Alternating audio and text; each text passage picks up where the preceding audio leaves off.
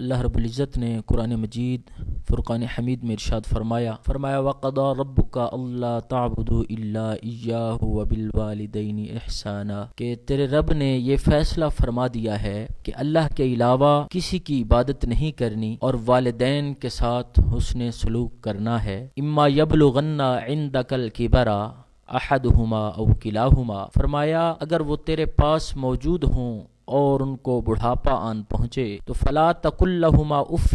ان کو اف تک نہیں کہنا، ولا تنہرہما، انہیں جھڑکنا نہیں، وقل لہما قولا کریما، اور ان کے ساتھ اچھی بات کرنی ہے۔ اس آیت مقدسہ کے اندر اللہ تبارک و تعالی نے والدین کے حقوق کو اجاگر فرمایا۔ حدیث پاک کے اندر موجود ہے، حضور علیہ الصلوۃ والسلام نے ارشاد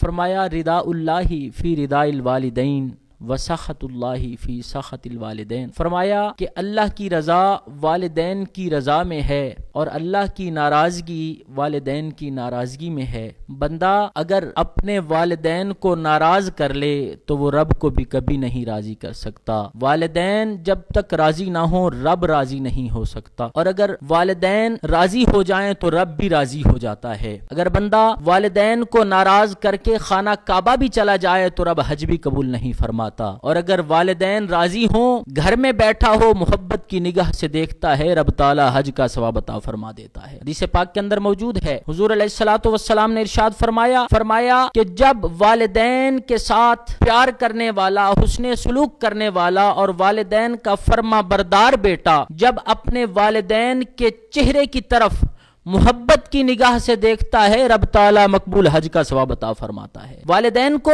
ناراض کرنا یہ بھی یقیناً بہت بڑا جرم ہے، والدین کی بے ادبی کرنا یہ بھی گناہ ہے، لیکن کوئی ایسا کام بھی نہ کرے کہ جس کی وجہ سے والدین پر کوئی حرف آئے، والدین کی بے ادبی ہو، کوئی والدین پر انگلی اٹھائے۔ حدیث پاک کے اندر موجود ہے، حضور علیہ الصلوۃ والسلام نے ارشاد فرمایا، حضرت عبداللہ بن عمر رضی اللہ تعالیٰ عنہ آپ روایت فرماتے ہیں کہ حضور علیہ الصلوۃ والسلام نے ارشاد فرمایا سب سے بڑا گناہ یہ ہے کہ بندہ اپنے والدین کو گالی دے۔ یہ بات سنتے ہی صحابہ کرام چونک گئے اور عرض کرتے ہیں یا رسول اللہ، بھلا ایسا بھی کوئی بد نصیب کم نصیب ہوگا جو خود اپنے والدین کو گالی دے گا؟ تو حضور علیہ الصلوۃ والسلام نے ارشاد فرمایا ہاں، اگر وہ کسی کے والدین کو گالی دے اور بدلے میں اس کے والدین کو گالی دی جائے تو اس کا مطلب یہ ہوا کہ اس نے خود اپنے والدین کو گالی دی ہے۔ اس لیے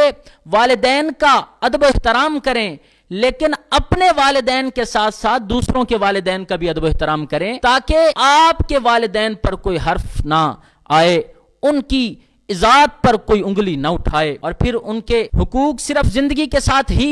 ختم نہیں ہو جاتے بلکہ ان کے حقوق وفات کے بعد بھی باقی رہتے ہیں۔ حدیث پاک کے اندر موجود ہے، حضور علیہ الصلوۃ والسلام کی بارگاہ میں ایک شخص حاضر ہوتا ہے،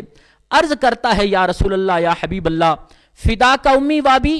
کیا والدین کے وفات کے بعد بھی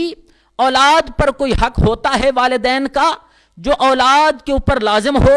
تو حضور علیہ الصلوۃ والسلام نے فرمایا ہاں، الصلاۃ علیہما والاستغفار لہما،